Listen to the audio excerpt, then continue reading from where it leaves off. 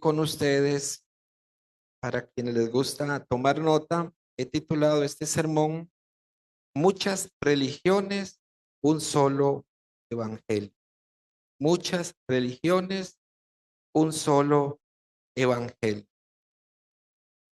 Meditando un poquito y leyendo e investigando, me di cuenta que hay poco más de 4,000 religiones en el mundo. Más de 4,000 religiones. Para algunos, esto es un número muy abrumador. Mucho esto es alarmante. ¿Cómo tantas religiones? Pero para otros es la excusa perfecta para decir, no tengo por qué creer tantas cual tendrá la razón. Ahora bien, aunque existen muchas y muchas religiones, muchos pensamientos, solamente, o muchas religiones, solamente vamos a encontrarnos con dos tipos de pensamientos. Y aquí entonces se reduce la cantidad tan grande de religiones a dos pensamientos. Por un lado está el cristianismo bíblico, que es el que enseña, el que muestra, el que entiende que la salvación es única y exclusivamente por gracia. En otras palabras, depende solamente de Dios. Y el otro pensamiento que está es el pensamiento en donde las religiones impulsan a las personas a creer, a pensar que la salvación depende de ellos, o sea, depende de las obras. La religión dice, acá está la escalera para que puedas subir al cielo. Sin embargo, el Evangelio nos dice, Cristo ya descendió del cielo para salvar de su gloria, dejando su gloria para salvarnos a nosotros. La religión dice entonces, haz esto, haz aquello y vivirás. Pero el Evangelio nos dice otra cosa. El Evangelio nos dice, ya Cristo lo hizo absolutamente todo para que vivas. Las religiones dan reglas, dan reglas. El Evangelio da un Salvador, da el Mesías. La religión esclaviza con la frase, tienes que hacer esto para ser salvos. Sin embargo, el Evangelio dice, consumado es, solo tienes que confiar. Entonces, si nos damos cuenta, a pesar de que hay muchas religiones, siempre van a haber estos dos tipos de pensamientos. Pensamientos en donde la salvación depende de mí o el pensamiento de que la salvación depende de Dios. Como nosotros veremos hoy en el libro de los Hechos, en el capítulo 17, yo quisiera mostrarle con las escrituras cómo es el mismo evangelio que el apóstol Pablo predicó en diferentes contextos, en diferentes culturas. Ya fuera el caso de que el apóstol Pablo estuviera frente a judíos religiosos o gentiles idólatras o filósofos griegos, el mensaje siempre era el mismo. ¿Por qué? Porque solo hay una sola necesidad en el corazón del ser humano. Siempre es una sola necesidad en cualquier parte del mundo. En cualquier parte del mundo, la necesidad es la misma en el corazón del ser humano. Y la respuesta es siempre solo el Evangelio que puede salvar, que puede llenar ese vacío, que puede dar respuesta a esa gran interrogante. Una necesidad, un Evangelio, un Salvador. Eso es lo que encontramos nosotros en este capítulo 17 del libro de los Hechos. Usted me acompaña, Hechos capítulo 17, versículo 1, dice de esta manera.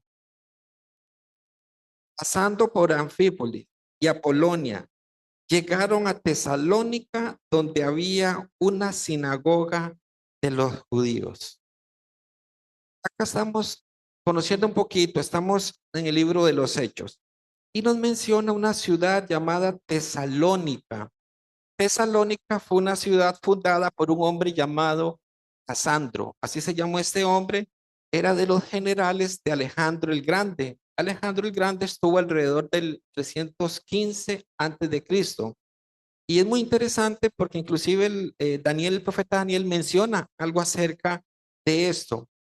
Casandro, uno de los generales, él estaba casado con la hermana de Alejandro el Grande. Y el nombre de esta mujer era Tesalónique.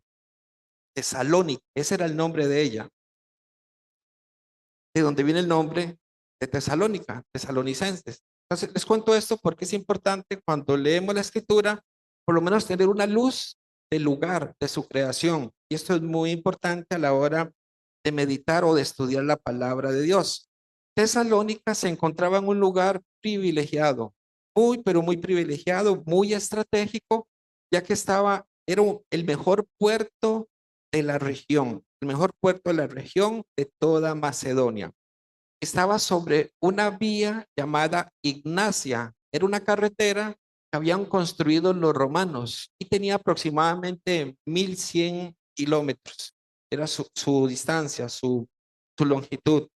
Este puerto era muy, pero muy privilegiado por su ubicación, por su fácil acceso, tanto a nivel marítimo como a nivel terrestre. Ese era Tesalonicenses, esa era Tesalónica.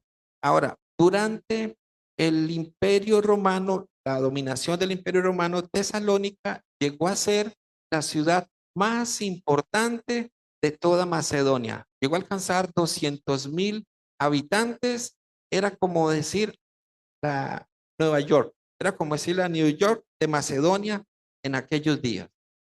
Estoy contando esto porque allí está el apóstol Pablo. Está llegando a este lugar tan importante, tan sonado, tan relevante para la época.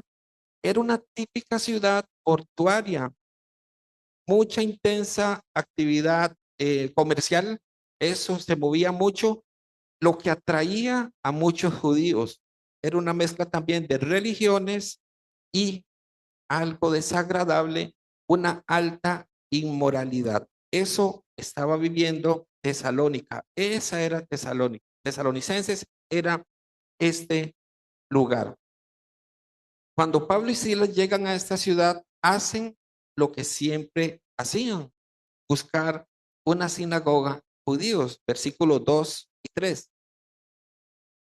Y Pablo, como acostumbraba, fue a ellos y por 3 días de reposo discutió con ellos, declarando y exponiendo por medio de las escrituras que era necesario que el Cristo padeciese y resucitase de los muertos, y que Jesús, a quien yo os anuncio, decía él, es el Cristo.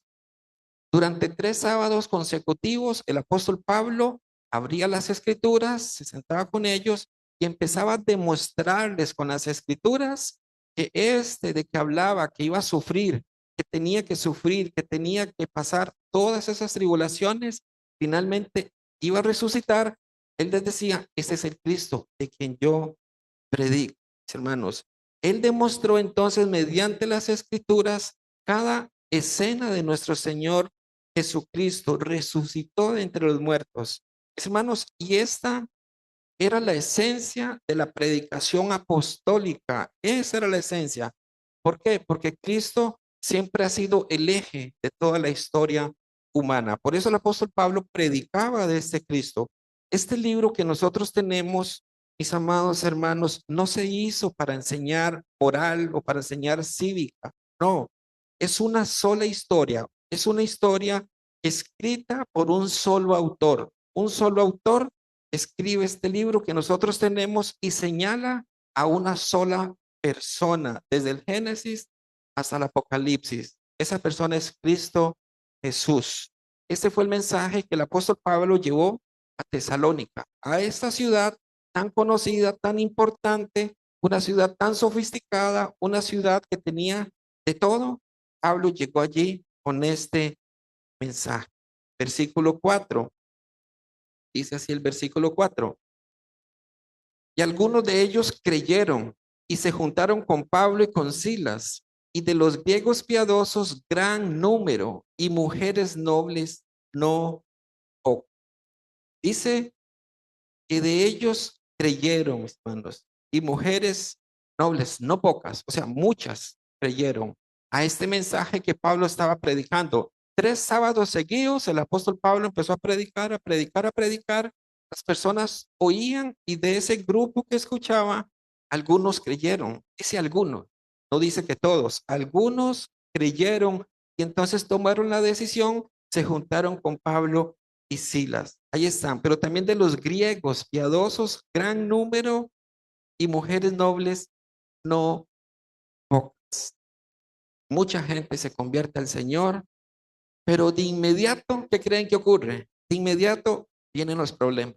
Vinieron los problemas. Veamos el versículo 5.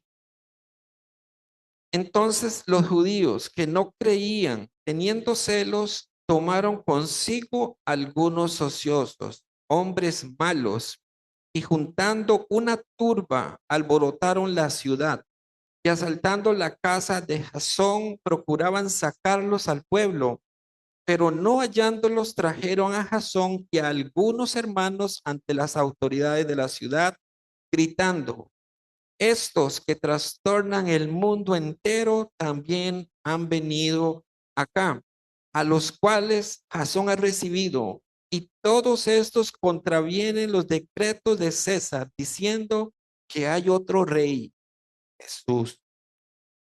Ahora bien, mis hermanos, voy a ir muy despacio porque creo que hay detalles que hacen más rica la exposición y el aprendizaje de un capítulo como este. Aparece una expresión allí: trastornan el mundo, trastornar el mundo. Esa palabra trastornan el mundo tiene una connotación política. Y esto es importante entenderlo porque así como les dije anteriormente, es más fácil ubicarnos, es más fácil la comprensión del texto.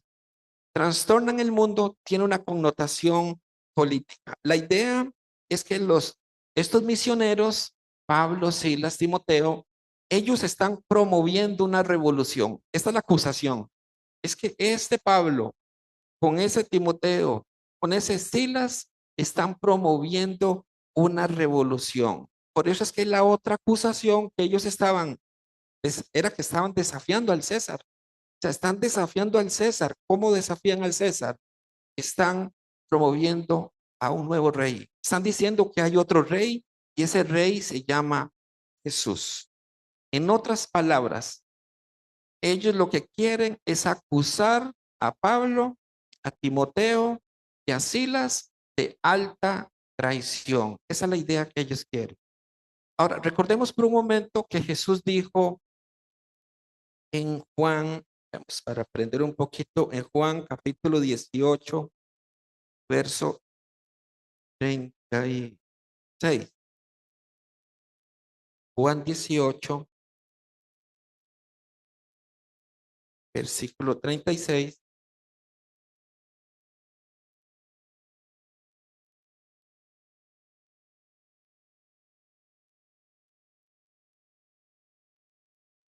Jesús respondió frente a Pilatos. Respondió Jesús: mi reino no es de este mundo.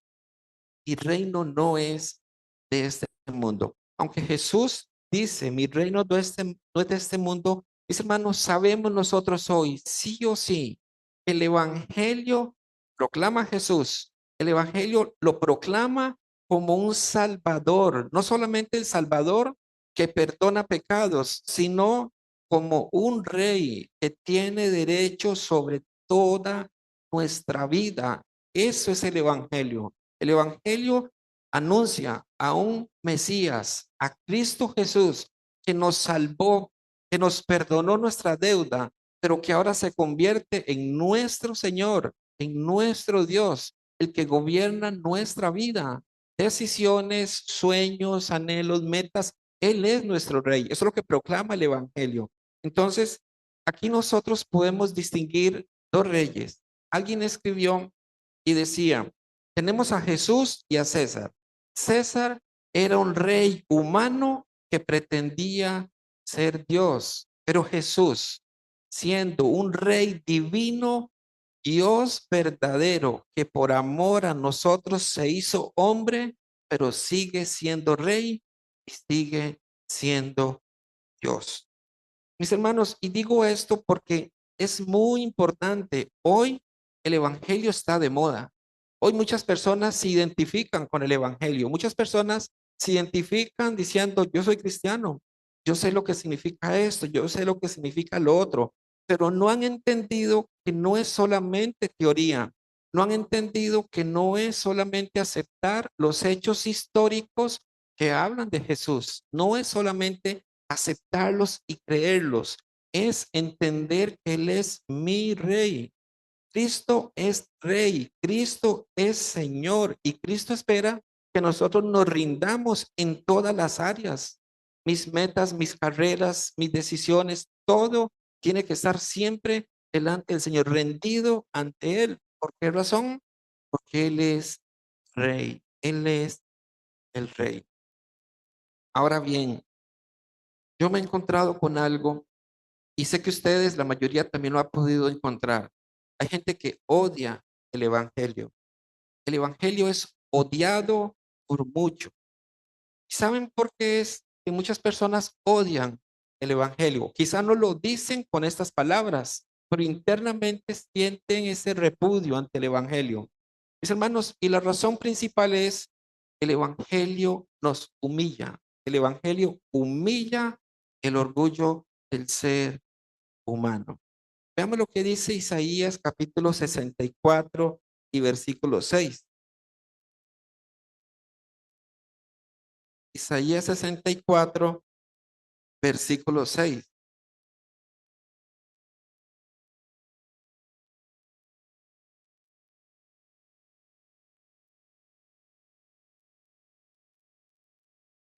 Dice así la palabra del profeta Isaías, capítulo 64, versículo 6. Si bien todos nosotros somos como suciedad y todas nuestras justicias como trapo de inmundicia, y caímos todos nosotros como la hoja y nuestras maldades nos llevaron como viento. El evangelio humilla a una persona que camina por sus obras. Esa persona procura agradar a Dios, procura y se esfuerza mucho. Pero ¿qué dice la palabra? Eso que usted está haciendo no vale nada. ¿Cómo reacciona la persona? ¿Cómo reaccionó usted cuando le dijeron lo que usted ha hecho no vale? Es su justicia. ¿Y cómo ve Dios su justicia? Como trapos inmundicia. Así ve Dios la justicia humana. Por eso digo que muchas personas odian el evangelio, que el evangelio los humilla, los humilla. Y la razón por la que los humilla es porque el evangelio es una amenaza a todos los que quieren seguir sentados en el trono de su existencia. Yo sigo siendo rey. Yo hago lo que yo quiero. El evangelio me dice nada de lo que estás haciendo es válido para entrar al reino de los cielos. Por eso muchos no quieren. Veamos nuestro texto nuevamente, Hechos 17, y continuemos para que podamos detalladamente ir comprendiendo. Dice Hechos capítulo 17, versículo 10.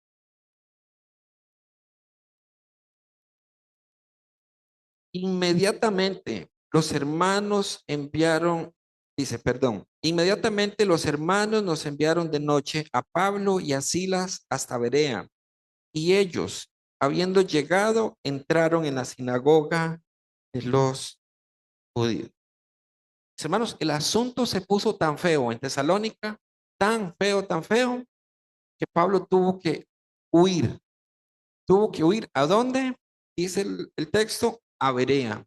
Ahora bien, a mí me gusta que podamos usar la imaginación. Son datos reales, pero es bueno que imaginemos esto. Perea estaba a 80 kilómetros de Tesalónica, 80 kilómetros. Por ejemplo, en Cartago de aquí hay 24 kilómetros, 4 veces ir a Cartago. Grecia, por ejemplo, de aquí hay cerca de 45 kilómetros. San Ramón hay cerca de 60. Y Punta Arenas, Playa Blanca, es la que está tal vez un poquito más cerca, está a 85 kilómetros. Entonces, imaginemos esta escena. Pablo es desplazado, es llevado 85 kilómetros de Tesalónica. Pero digo este dato para que podamos seguir leyendo el versículo 11. Veamos la reacción de los judíos. Ahora aquí dice versículo 11. Y estos eran más nobles que los que estaban en Tesalónica, pues recibieron la palabra con toda solicitud, escudriñando cada día las escrituras para ver si estas cosas eran así. Verso 12. Así que creyeron muchos de ellos y mujeres griegas de distinción y no pocos hombres. Una vez más, Pablo predicando ahora en otro lugar. Y noten que aquí hay una diferencia. Ahora, démonos cuenta de algo aquí muy importante. Solamente dos versículos acaba de leer, versículos 11 y 12. Pero podemos notar cómo el evangelio está penetrando todas las clases sociales del imperio romano. El evangelio, el mismo que Pablo acaba de predicar en Tesalónica, ahorita está en Berea, mismo mensaje, penetrando, siempre penetrando. La escritura no dice que eran más nobles porque fueran más inteligentes, no es lo que dice, pero sí tenían un mejor corazón. Tenían un mejor corazón para escuchar la palabra de Dios. Tampoco, mis hermanos, quiero que notemos esto, ellos no eran ingenuos, ellos pesaban las escrituras para ver si era cierto o no lo que el apóstol Pablo estaba diciendo. Por eso creo que es importante que nosotros siempre escuchemos la palabra, pensemos, meditemos profundamente en lo que estemos oyendo y comparémoslo. ¿Es lo que Dios dice o es lo que el hombre está queriendo decir? Tenemos que tener mucho, pero mucho cuidado. Los hermanos de Berea nos muestran esto a nosotros, como ellos escucharon y no dijeron amén inmediatamente. Hay muchos que dicen amén inmediatamente a todo lo que escuchan. Y esto es algo de lo que tenemos que tener nosotros mucho, pero mucho cuidado. Algunos de ustedes saben que yo pertenecí cuando predicaba otro evangelio muy equivocado. Mis raíces fueron más pentecostales y luego me volví un poco más bautista. Esa es como mi historia, así de manera breve. Y en el ámbito pentecostal se escuchaba mucho el amén, hermanos, amén. Y todos decían amén, amén, amén. En una oportunidad escuché a un pastor que para probar dijo, viva el diablo, amén, amén, amén. Todos dijeron amén, porque no pesan. Es como una costumbre, ¿verdad? O diga al que está a su lado, hermanos, muchas veces esto denota por parte del predicador que no tiene palabras para decir. Y la congregación se comporta igual a su predicador está hablando. Pero los de Berea nos muestran algo. Ellos escuchaban, ellos pesaban, ellos escudriñaban las escrituras. Eran más nobles, no significa que eran más inteligentes, tenían mejor corazón, no eran ingenuos. Ellos pesaban la palabra, no decían amén a todo. Por eso, finalmente los de Berea creyeron. Gloria a Dios por eso. Los de Tesalónica creyeron, pero vino oposición, ¿cierto? Ahorita estamos con los de Berea, reciben el evangelio, creen, y ahora ustedes qué creen que pasó. Versículo, eh, antes de esto, versículo 13 al 15 dice, cuando los judíos de Tesalónica supieron que también en Berea era anunciada la palabra de Dios por Pablo, fueron allá y también alborotaron a las multitudes. Hermanos, ¿recuerdan cuánta distancia había? 80 kilómetros. Y los judíos estuvieron dispuestos, los enemigos del evangelio siempre estarán dispuestos a correr para oponerse a este glorioso evangelio. Dice el verso 14, pero inmediatamente los hermanos enviaron a Pablo que fuese hacia el mar. Silas y Timoteo se quedaron allí. Y los que se habían encargado de conducir a Pablo le llevaron a Atenas y habiendo recibido orden para Silas y Timoteo, de que viniesen a él lo más pronto que pudiese salir. 80 kilómetros. ¿Para qué? Para frenar el avance del evangelio. ¿Cuál es el odio? ¿Se dan cuenta que ahí hay odio? ¿Se dan cuenta que ahí hay molestia? ¿Por qué es que el evangelio molesta tanto a las personas? Cuando una persona ama su pecado, la verdad se vuelve insoportable. Cuando una persona abraza su pecado, mis hermanos, la verdad de Cristo no la tolera, no puede soportar esta verdad. En Juan capítulo 3, para que sigamos aprendiendo muy bien, dice Juan capítulo 3, versículo 19. Juan capítulo 3, verso 19.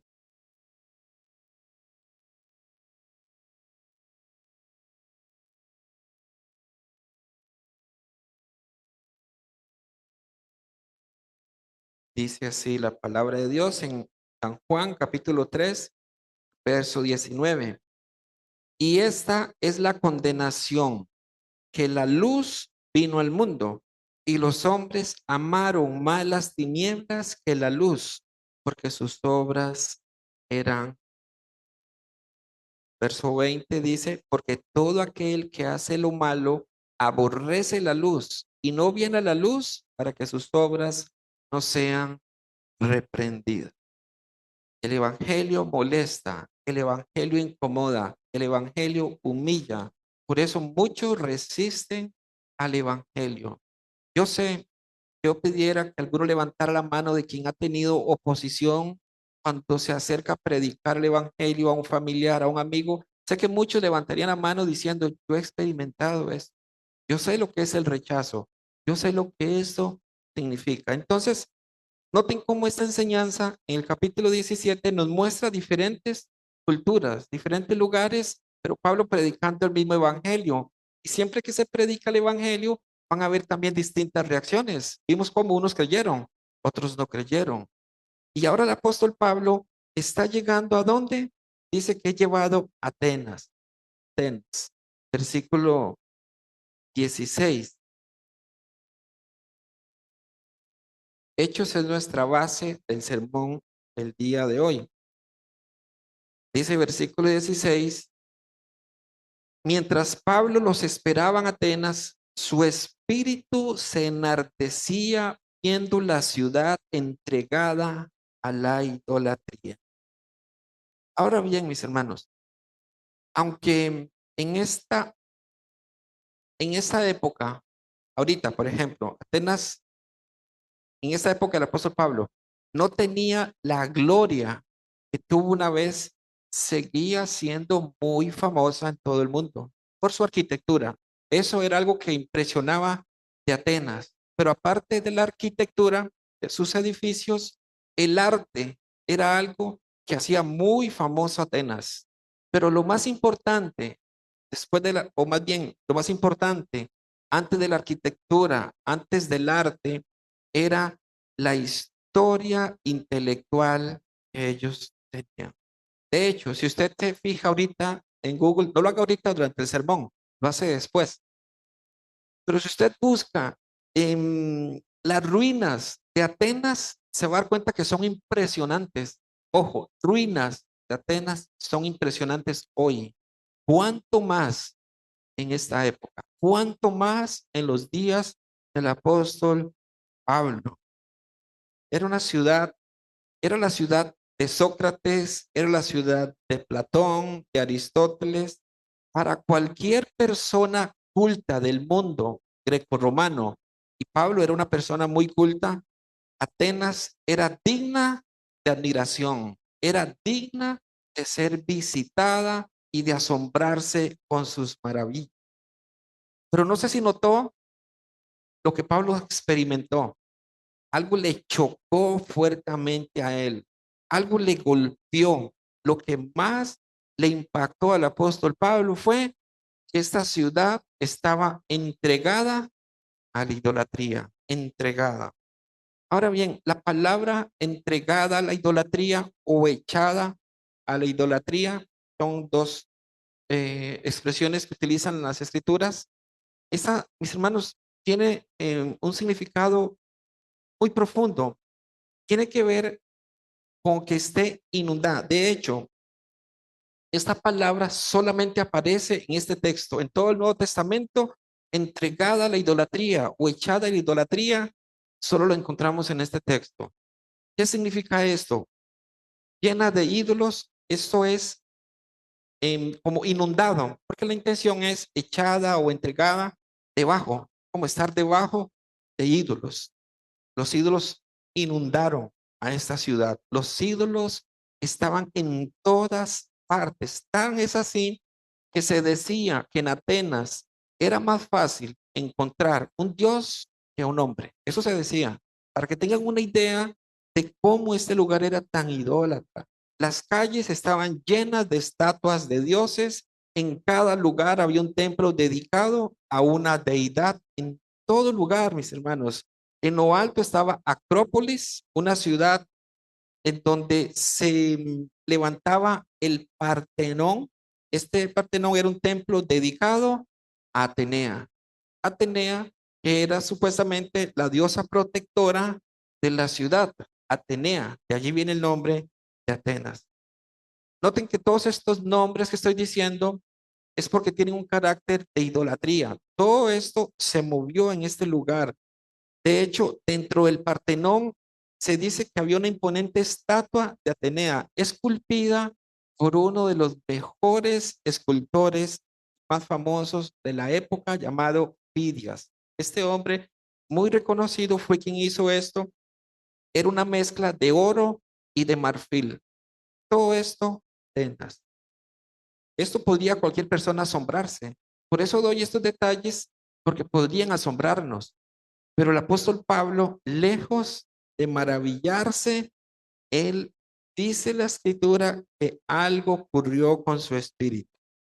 Hermanos, Pablo no fue a tomarse un selfie allí con Atenea.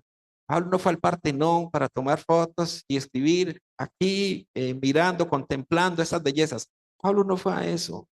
Dice que su espíritu se enardeció al ver esta ciudad esclavizada por la idolatría. Esta ciudad estaba atrapada en un pensamiento que adoraba a la criatura en lugar de adorar a Dios. Eso indignó al apóstol Pablo. Esta palabra enardecía, y perdón mis hermanos que tenga que utilizar muchas palabras raras, ¿verdad? Muchas palabras griegas, pero es que es importante para entender muy bien el texto. Esta palabra enardecía es proviene de la palabra paróxuno. Y paróxuno traducido o se puede decir en español paroxismo. Paroxismo en la lengua, según la Real Academia de la Lengua, dice que paroxismo es la exaltación extrema de las pasiones y de los afectos. Pablo estaba en ese estado de paroxismo, estaba sumamente indignado al ver la gloria de Dios suplantada por adoración de imagen. Ahora, yo cuando llego a este versículo, medito, yo quisiera que podamos meditar nosotros con cómo reaccionamos nosotros hoy ante la idolatría. ¿Cómo reaccionamos nosotros hoy? Ahora, no olvidemos que la idolatría tiene muchas caras, ¿sí? Adorar imágenes, ¿sí? Pero la idolatría tiene muchas caras. Puede ser el cuerpo, nuestro cuerpo, puede ser nuestro auto, puede ser nuestra casa, puede ser nuestra esposa, nuestro esposo, nuestros hijos, nuestra carrera. Eso puede ser el ídolo. ¿Cómo podemos saber si es el ídolo? Todo aquello que quite el lugar que le corresponde a Dios se convierte en idolatría. Todo aquello que le quite el lugar que le corresponde a Dios. Por eso es que la idolatría puede estar en lugares visibles, lugares invisibles, pueden estar rodeándonos en nuestro diario vivir. Se disfrazan muy bien y muchos podrían estar adorando o abrazando ídolos. De hecho, me llama mucho la atención porque en primera de Juan, apóstol Juan en su primera carta, primera de Juan, capítulo 5, verso 21, esta carta sabemos que es dirigida a la iglesia, a hermanos justos que han renacido. Y Juan, al finalizar en su capítulo 5 de la primera carta, después de dar algunos consejos de la vida cristiana, él cierra diciendo, hijitos, guardaos de los ídolos. Amén. Y si se lo está diciendo a una iglesia renacida, es porque nosotros podríamos estar cayendo en ese peligro de adorar, de colocar algo antes de a Dios. El apóstol Pablo reaccionó con mucho dolor, con mucho enojo al ver eso. No lo impresionó la belleza de las estatuas, su arquitectura, lo indignó ver cómo estaban adorando la criatura en lugar de adorar a Dios. Siguiendo con nuestro texto, Hechos 17, versículo 17 y 18. Dice, así que discutía en la sinagoga con los judíos y piadosos, y en la plaza cada día con los que concurrían. Y algunos filósofos de los epicúreos y de los estoicos disputaban con él. Y unos decían, ¿qué querrá decir este palabrero? Y otros, parece que es predicador de nuevos dioses, porque les predicaba el evangelio de Jesús y de la resurrección. Ahora, este versículo, mis hermanos, también tengo que desmenuzar un poquito. Aquí aparece entonces dos tipos de pensamiento. Hay dos líneas ahí marcadas. Y, y si algo yo admiro del apóstol Pablo es de la manera en que él podía predicar a diferentes tipos de público. Predicó en sinagogas, predicó en las calles, en la plaza pública. Y aquí se encuentra con los filósofos más influyentes de la época. Saben que nosotros cuando prediquemos, compartimos el evangelio, tenemos que pedirle mucho al Señor esa sabiduría y ese discernimiento para poder llegar al corazón de esta persona. No es lo mismo predicarle a un niño que predicarle a un adulto. No es lo mismo predicarle a una persona que ha tenido sus estudios a alguien que no ha concluido sus estudios. Entonces, admiro al apóstol Pablo porque él sabía cómo llegar al corazón de cada uno.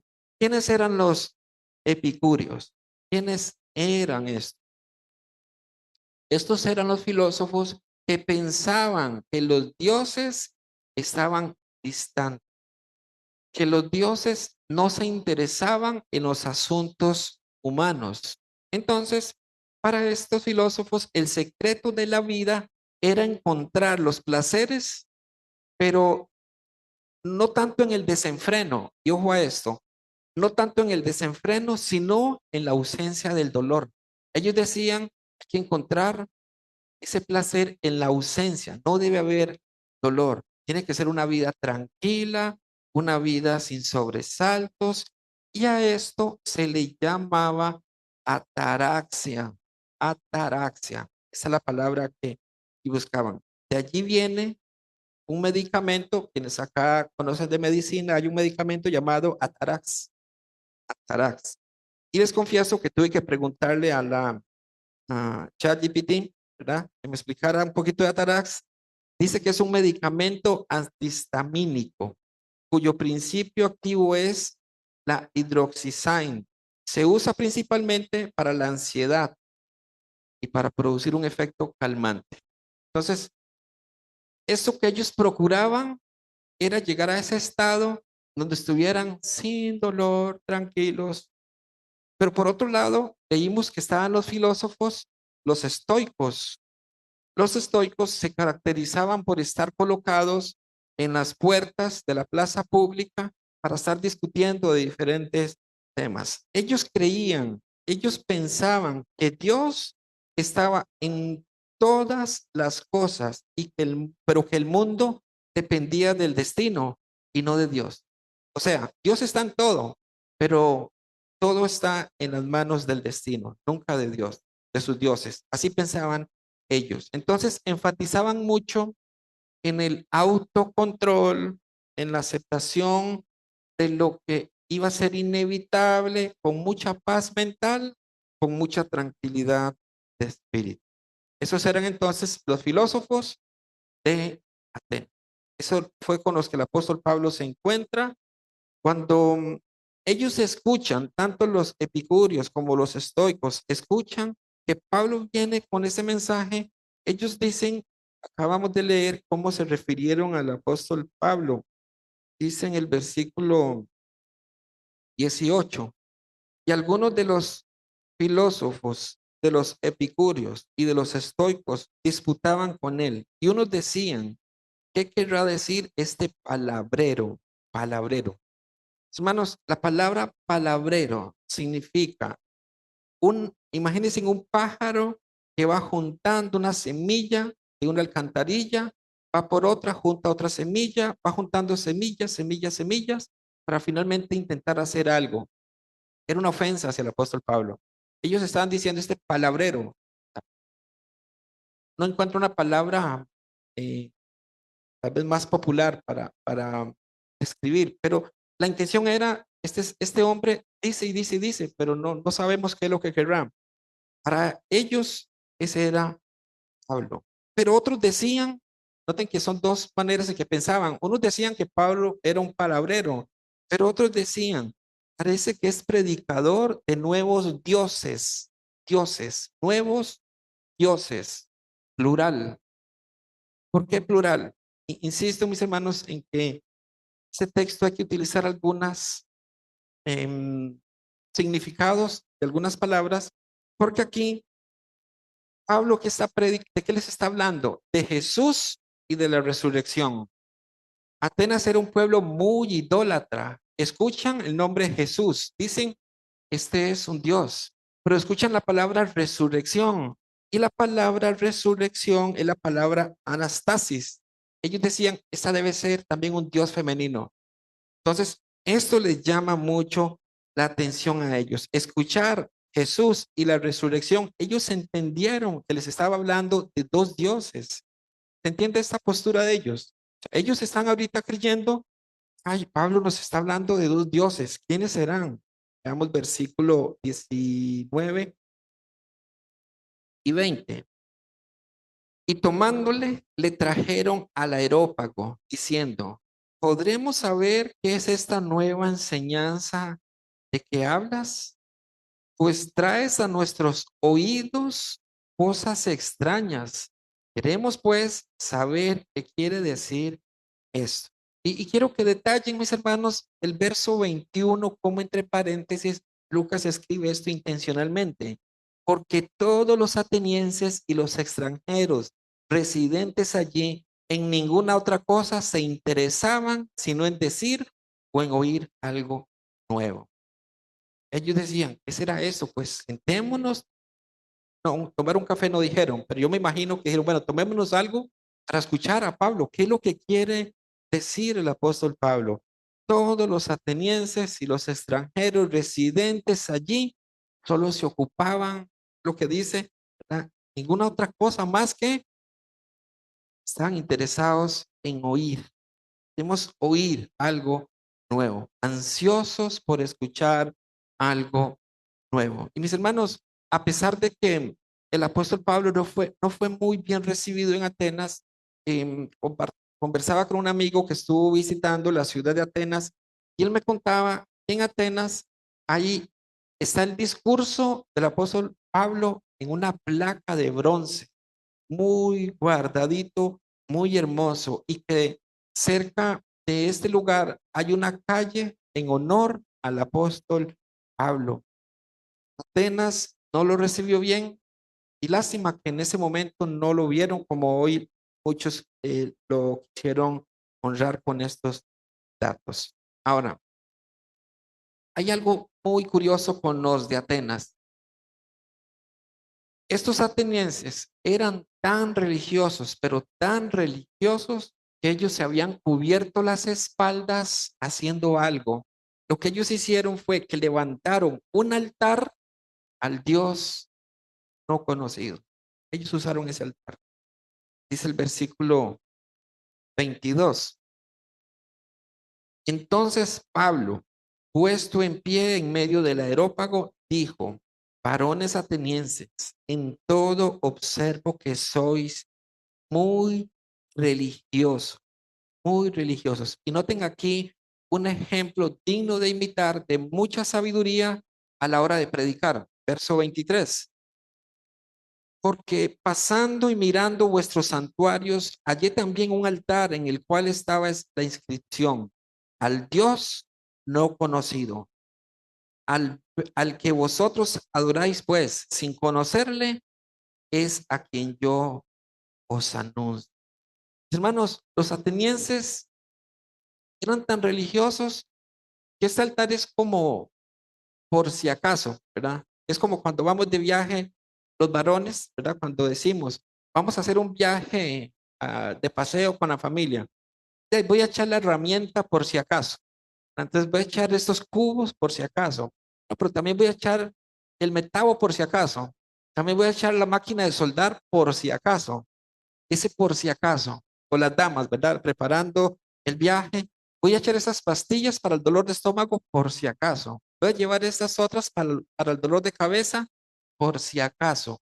Bueno, los atenienses por si acaso tenían un Dios que no conocían, no lo conocían.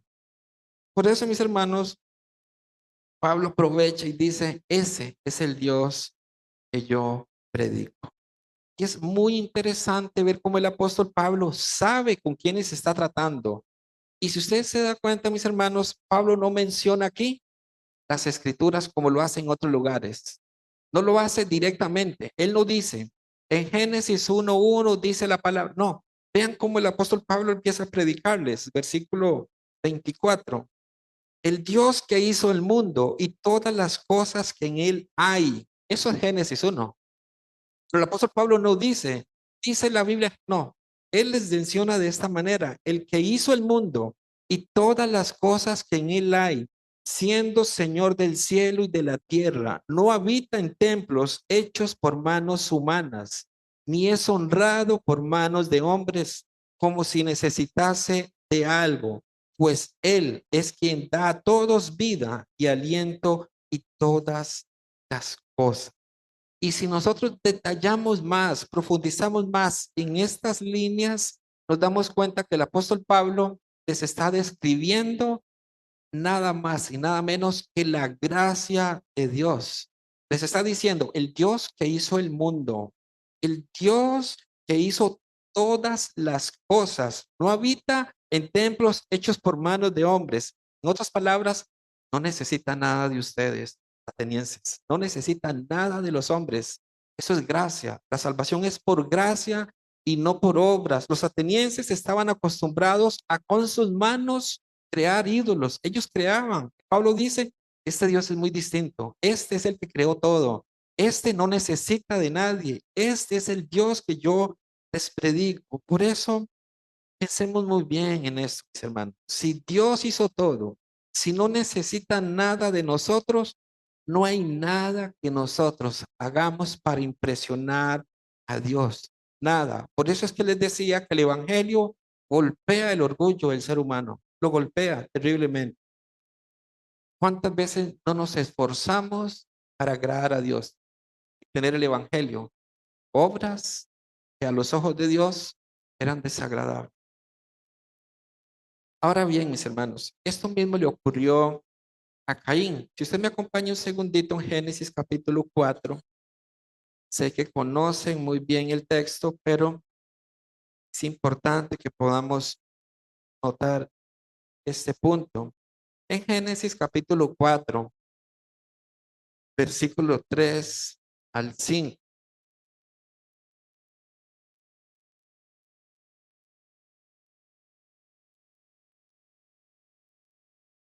Dice así. Y aconteció andando el tiempo que Caín trajo del fruto de la tierra una ofrenda a Jehová. Caín trajo su ofrenda. Verso 4. Y Abel trajo también de los primogénitos de sus ovejas, de lo más gordo de ellas, y miró Jehová con agrado a Abel y su ofrenda, pero no miró con agrado a Caín y a la ofrenda suya. Muchos como Caín caminamos mucho tiempo caminando, presentándonos, haciendo esto, haciendo lo otro, y a los ojos de Dios, ¿era agradable esa ofrenda? No era agradable.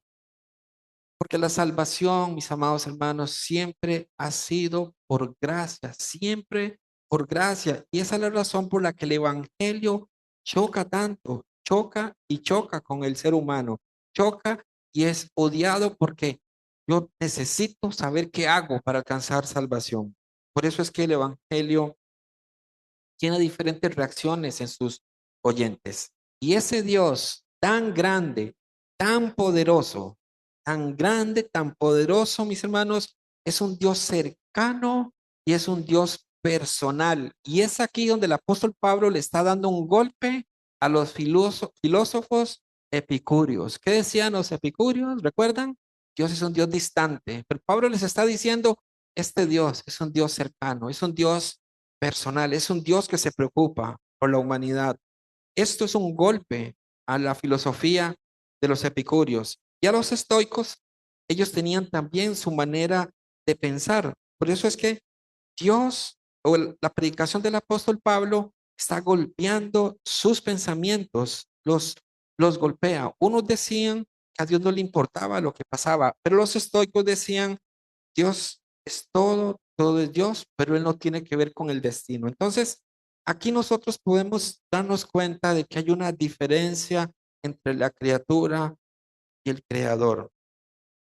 Sigamos leyendo nuestro texto, versículo 26, dice, y de una sangre ha hecho todo el linaje de los hombres para que habiten sobre la faz de la tierra y les ha prefijado el orden de los tiempos y los límites de su habitación.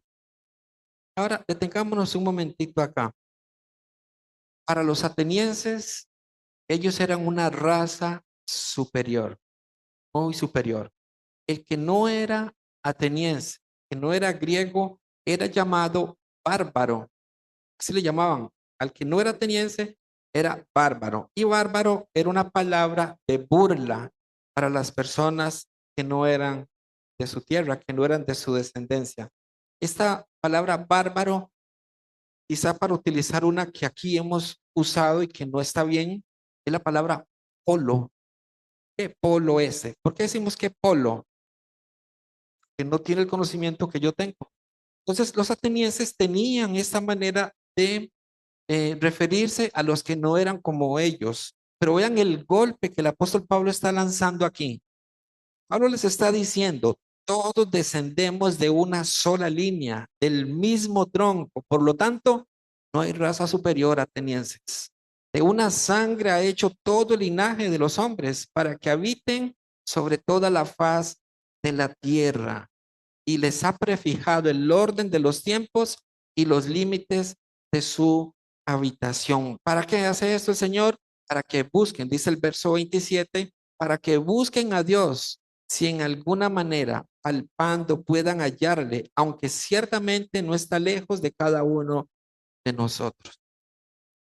Cada creación, perdón, cada nación, cada familia, cada generación, cada persona está donde Dios señaló y todo con un propósito. ¿Propósito cuál es? ¿Para qué? En la Biblia cuando aparezca esta palabra, esta frase, ¿para qué? Viene propósito, significa propósito. Y ahí dice, para que busquen a Dios, para que busquen a Dios. Mis amados hermanos, Dios a todos nos ha dado una lámpara, lámpara de Jehová, dice Proverbios 20:27. Lámpara de Jehová es el espíritu que hay en el hombre, el cual escudriña lo más profundo de su ser.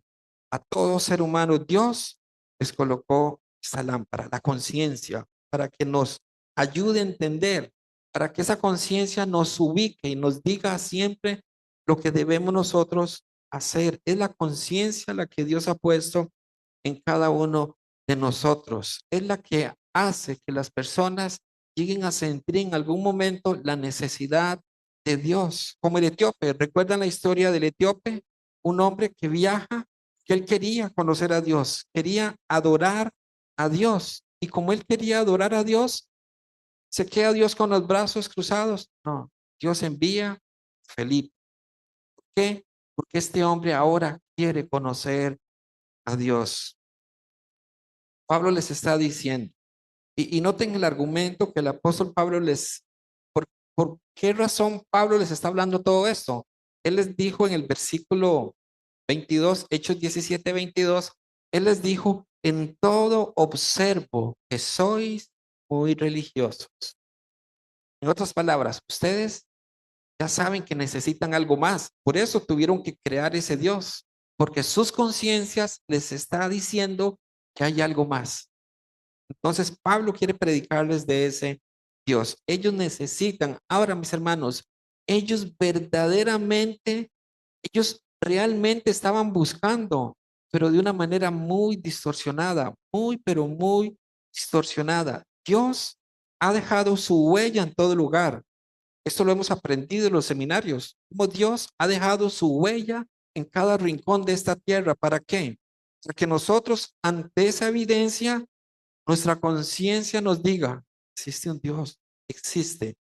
El Salmo 19 a mí me bendice tanto y yo quiero que podamos ver este Salmo 19, cómo es que Dios opera, cómo es que Dios habla a la creación, a la humanidad, cómo Dios le habla a la humanidad. Es el Salmo 19 y voy a leer desde el versículo 1. Dice así la palabra de Dios. Los cielos cuentan la gloria de Dios y el firmamento anuncia la obra de sus manos. Noten, los cielos son los que cuentan esa gloria de Dios y el firmamento anuncia esa obra de sus manos. Un día emite palabra a otro día y una noche a otra noche declara sabiduría. No hay lenguaje, ni palabras, ni es oída su voz. Por toda la tierra salió su voz y hasta el extremo del mundo sus palabras. En ellos puso tabernáculo para el sol. Y este, como esposo que sale de su tálamo, se alegra cuan gigante para correr el camino. De un extremo de los cielos es su salida y su curso hasta el término de ellos. Y nada hay que se esconda de su calor. Dios aquí está hablando en este salmo, la creación hablándole a la humanidad. Hermanos, esto es asombroso. Lo que Dios hace es asombroso. ¿Para qué? Para que nosotros en algún momento podamos observar lo que Dios ha hecho, cómo los cielos cuentan su gloria. La creación nos dice, mírenme, mírenme, soy hermoso, ¿verdad? Dios me hizo. Y eso nos lleva entonces a que ahora procuremos conocer, y si usted, esto será para otra enseñanza, pero en el Salmo 19 está dividido en dos. De hecho, leí hasta el verso 6, la creación hablando, y a partir del versículo 7, la palabra de Dios, dándonos veracidad de lo que allí está escrito. Hermanos, Dios ha dejado demasiada evidencia como para que el hombre diga, no, no existe Dios. Qué triste. Ahora, notemos que el apóstol Pablo está predicando con mucha astucia está predicándole a los atenienses. Pablo les está diciendo, atenienses, ustedes son muy, pero muy inteligentes. Son la generación de grandes pensadores. Eso les está diciendo, pero ustedes se dieron cuenta, son tan inteligentes que se dieron cuenta que falta algo. En la astucia del apóstol Pablo y dice, y fue Dios quien puso eso dentro de ustedes para que lo busquen. Hermanos, este mensaje que el apóstol Pablo está dando a los atenienses es muy, pero muy parecido. Me gustaría que lo busquemos para que notemos la similitud que Pablo tuvo en otra ciudad. Está aquí mismo en Hechos. Nada más devuélvase en Hechos 14 y veamos el verso 15 y 17.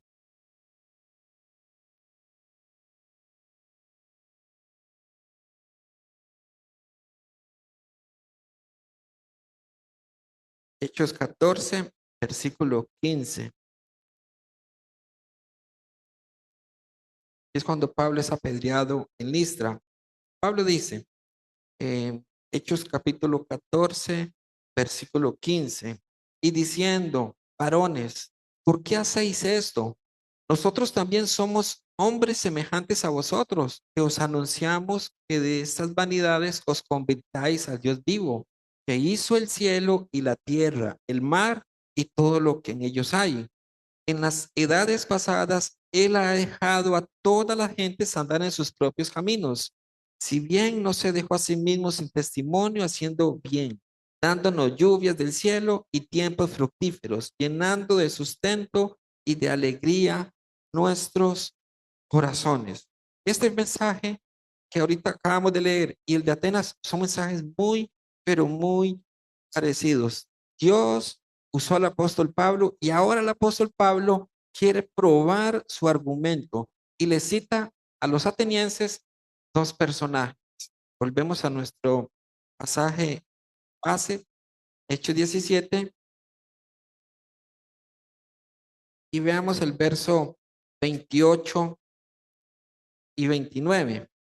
Dice así: porque en Él vivimos y nos movemos y somos como algunos, dice, perdón, porque en Él vivimos y nos movemos y somos como algunos de vuestros propios poetas también han dicho, porque linaje suyo somos. Siendo pues linaje de Dios, no debemos pensar que la divinidad sea semejante a oro o plata o piedra, escultura de arte y de imaginación de hombres. Donde que Pablo está diciendo sus poetas. Ahora, para nosotros, si yo les pregunto qué es un poeta, pues vamos a imaginar un hombre escribiendo, ¿verdad? Esos poemas hermosos, pero la palabra poeta en nuestros tiempos tiene un significado muy distinto del que tenía en esta época que el apóstol Pablo escribe. En esa época, poeta era sinónimo de hacedor o creador. Era una persona muy respetada porque creaba pensamientos, porque creaba enseñanzas. Y Pablo está utilizando ahorita, diciéndoles a ellos, vuestros propios poetas. Él les está diciendo, ¿acaso ustedes no ven la incoherencia de su religión? ¿Cómo van a creer que un Dios puede ser representado con sus manos? ¿Cómo pueden pensar que ustedes llegan a crear a su Dios? Ustedes son muy inteligentes, atenienses.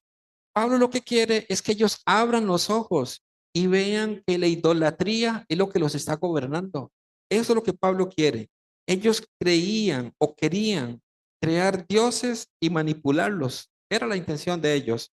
Pero acá Dios les está hablando, el Dios no conocido, al que ellos necesitaban y necesitaban urgentemente conocer. Versículo 30. Pero Dios, habiendo pasado por alto los tiempos de esta ignorancia, ahora manda a todos los hombres en todo lugar que se arrepientan. Ese altar al Dios no conocido, Pablo les dice, esta es una evidencia de su ignorancia, atenienses. Y esa ignorancia es la que los está culpando. Por eso deben arrepentirse.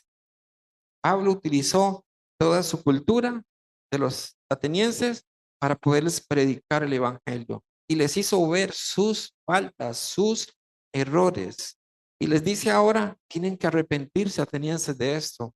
Ahora, arrepentirse, hemos entendido, ¿verdad? Que es la manera en que yo pensaba hacer el giro. No es solamente dejar de hacer algo, es hacer algo diferente. Yo doy un giro. Si yo voy para Guanacaste ahorita y yo no conozco la ruta Guanacaste y me voy para Limón creyendo que voy para Guanacaste y me llevo a algunos de ustedes, me llevo, ¿verdad? A mis hermanos que están hoy en multimedia y les digo, vamos, les voy a dar un raya a Guanacaste. Ellos no conocen, se van conmigo, pero yo empiezo aquí, voy por el Surquí. Ellos no conocen, ellos creen que van para Guanacaste. Yo creo que voy para Guanacaste. Pero llegamos a Guapiles y entonces allí yo pregunto, voy bien para Guanacaste. ¿Qué me dirán las personas de Guapiles? Está perdido totalmente. pero yo sigo de cabezón y digo, no, es que yo sé que voy para Guanacaste, pero esa persona saca un mapa o Waze y me dice, vea, voy a mostrarle y pone Guanacaste y veo mi ubicación, mi punto, y veo Guanacaste, ¿qué debería hacer yo? ¿O sigo de necio a un lugar equivocado o giro, doy vuelta en U y les digo, muchachos, me equivoqué, es para otro lado? Eso es arrepentirse. Eso sucede en la vida de cada uno de nosotros. Eso sucedió en la vida de cada uno de nosotros quienes renacimos cuando entendimos el Evangelio. Y el Evangelio nos dijo, estás muy equivocado por este camino. Eso es arrepentirse. Pablo les está diciendo a los atenienses, tienen que arrepentirse, tienen que cambiar esta manera de pensar. Si ustedes se dan cuenta, el apóstol Pablo está usando prácticamente el mismo argumento que utiliza en Romanos capítulo 1, porque la ira de Dios se revela desde el cielo contra toda impiedad e injusticia de los hombres que detienen con injusticia la verdad, porque lo que de Dios se conoce les es manifiesto, pues Dios se los manifestó, porque las cosas invisibles de Él, su eterno poder y deidad, se hacen claramente visibles desde la creación del mundo, siendo entendidas por medio de las cosas hechas, de modo que no tienen excusa. Pablo les dice, ustedes no tienen excusa. Crearon la estatua, la imagen al Dios no conocido. ¿Por qué lo hicieron? Religiosos que saben que hay algo que falta. Y aquí les estoy diciendo qué es lo que falta. Mis hermanos, el diseño necesita un diseñador. La creación necesita un creador. Por eso Pablo les está diciendo, ustedes necesitan arrepentirse.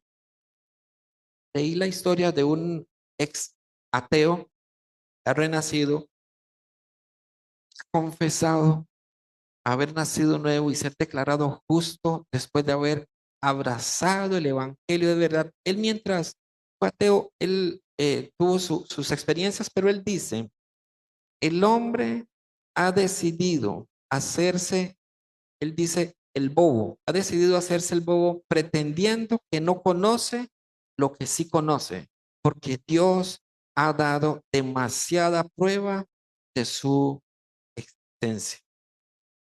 Nuevamente vemos Romanos 1. Hermanos, el hombre ha decidido voluntariamente apartarse. No, se ha querido hacer el ciego ante tanta evidencia, tanta, pero tanta evidencia. El ser humano se hace el ciego. Yo no veo, yo no veo. Pero Dios ha tenido tanta paciencia, tanta paciencia. Y aquí Pablo les está diciendo, ahora sí ateniense, Dios ha tenido mucha paciencia, pero ya el evangelio llegó a ustedes. Ahora deben actuar. Versículo 30. Nuevamente, verso 30 y 31. Pero Dios, habiendo pasado por alto los tiempos de esta ignorancia, ahora manda a todos los hombres en todo lugar que se arrepientan, por cuanto ha establecido un día en el cual juzgará al mundo con justicia por aquel varón a quien designó, dando fe a todos con haber levantado de los muertos. Miren, atenienses, hay un día señalado en el calendario de Dios donde Él juzgará al mundo con justicia por medio de Jesús. Y mis hermanos, Pablo predica mucho de la resurrección. La resurrección para los justos es una gran esperanza, ¿sí o no? Una gran esperanza para nosotros, la resurrección. Pero al mismo tiempo, para el mundo es una advertencia muy seria. La resurrección es una advertencia muy, pero muy seria. Pablo le da mucha importancia al tema de la resurrección. Ahora, si en el primer siglo los romanos o los judíos hubiesen llegado con el cuerpo de Jesús ante las autoridades y dicen, aquí está el cuerpo de Jesús, hermanos, estaríamos perdiendo el tiempo hoy aquí, si eso hubiera ocurrido. Si tanto romano, judío, cualquiera hubiese presentado la evidencia, aquí está el cuerpo de Jesús, acabaría el cristianismo, ¿para qué más? Pero lo que nos ayuda y lo que nos ha impulsado y lo que mantiene que más y más personas prediquen el evangelio es porque la tumba está vacía. Eso, mis hermanos, es glorioso para nuestras vidas. El cristianismo se habría acabado, pero esa tumba está vacía. Cristo resucitó. Y es un argumento que el apóstol Pablo utiliza una y otra vez. Es la señal pública que Jesús es el juez designado para juzgar al mundo. El mismo que va a venir a juzgar es el mismo que vino a salvarnos. Qué curioso. Es el mismo que viene a salvarnos. El juez se hizo hombre, vino a morir por pecadores para salvarlos. Pero veamos, ya para ir concluyendo, cómo reaccionaron los atenienses. ¿Cuál fue la reacción de ellos ante estas palabras del apóstol Pablo? Para muchos de esta época, el cuerpo era como una prisión para el alma. Por eso ellos no querían saber de resurrección. Ellos decían, ¿cómo es posible? No, no, jamás. ¿Cómo vamos a permitir que este cuerpo vaya a resucitar? Porque para ellos era la prisión del alma. Pero dice el versículo 32. Pero cuando oyeron lo de la resurrección de los muertos, unos se burlaban y otros decían, ya te oiremos acerca de esto otra vez. Y así Pablo salió en medio de ellos.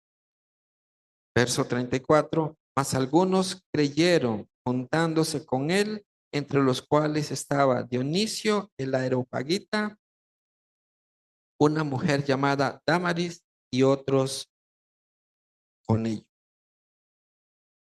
¿Vieron la reacción? Ya te oiremos acerca de esto otra vez.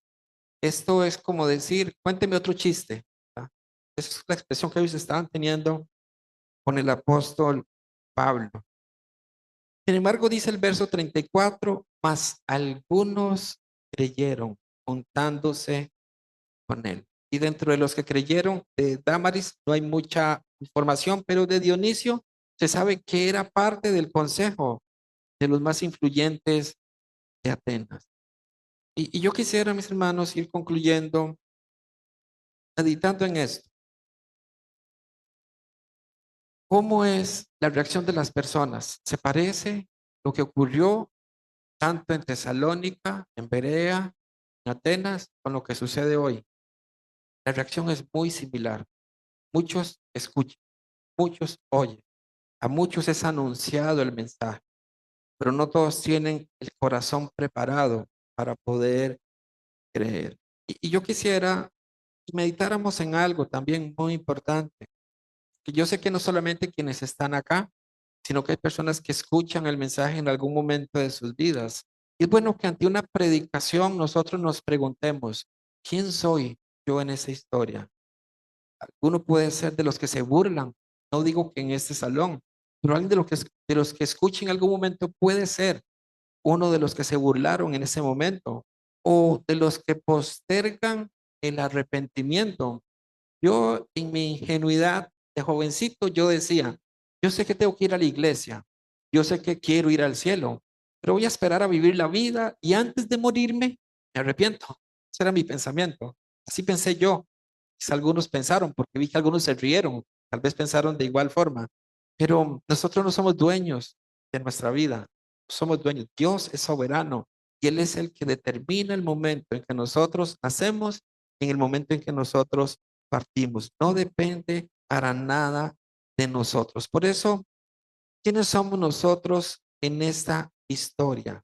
¿O somos quizá nosotros de los que levantaron un altar al Dios no conocido? Sabemos que falta algo, pero todavía no estamos seguros. La buena noticia es que Dios no está lejos. El pecado es el que nos mantiene distantes, nos mantiene a distancia de Dios o quiere sustituir a Dios por otras cosas. Pero el verdadero Dios es insustituible. Es el verdadero Dios. Por eso cierro con un texto que está en Mateo capítulo 11 y verso 28. Con este texto voy a concluir para hacer la oración final. Mateo capítulo 11 y verso 28 dice así la palabra de nuestro Señor Jesucristo: venid a mí, todos los que estáis trabajados y cargados, y yo os haré. Amado Señor, en esta